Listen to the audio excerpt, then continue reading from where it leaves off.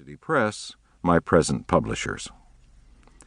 In 1997 and 1998, I returned to London twice for the purposes of my researches, broadened and deepened by reading in a large variety of archives and private papers. Habent sua fata libelli. This is the story of the present book. Thus, it may be said that this book amounts to the completion of a very lopsided trilogy, from 3 pages in the last European War to 15 pages in the Duel, and then to about 200 pages in this one.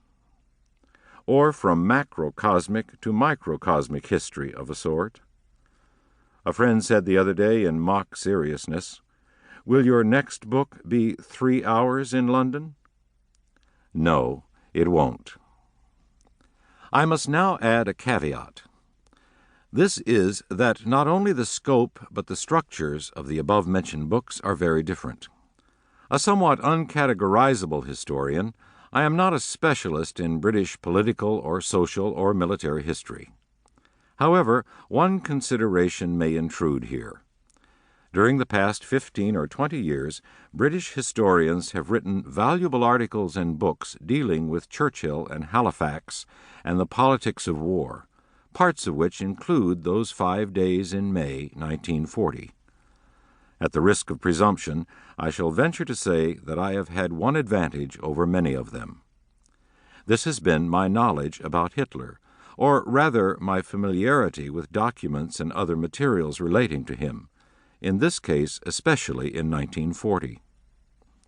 For, without understanding what Hitler said and thought and how close he came to winning the war in May 1940, that secondary duel between Churchill and Halifax in the War Cabinet seems less important.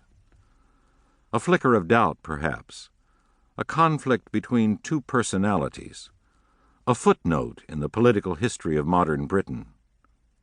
There were and are reasons to look at and treat the 5 days in London in May 1940 in that way. Such treatments are not necessarily the results of narrow-mindedness or excessive specialization. Tightly focused views are often useful, while there is a kind of broad-mindedness that can be flat. In this book, however, I have attempted to combine the narrowing acuity of a specialist with a broader perspective, aware that perspective is a component of reality itself. In sum, that during those 5 days in London, the danger, not only to Britain but to the world, was greater and deeper than most people still think.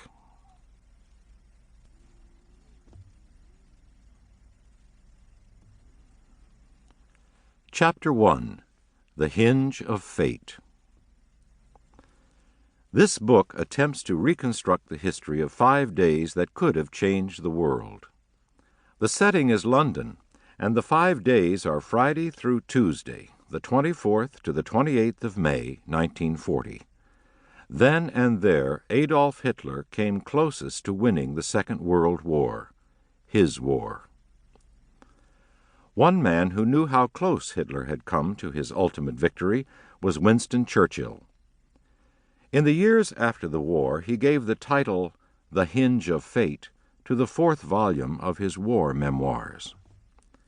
That volume dealt with the year 1942, near the end of which the Germans were turned back on many fronts. In November 1942, he said to the British people that this was not yet the beginning of the end, but perhaps the end of the beginning.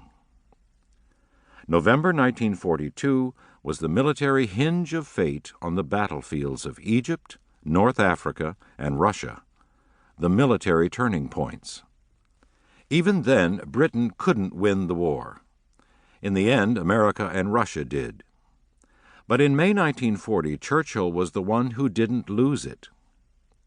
Then and there he saved Britain and Europe and Western civilization. And about that hinge of fate, his war memoirs, essentially his history of the Second World War, are largely silent.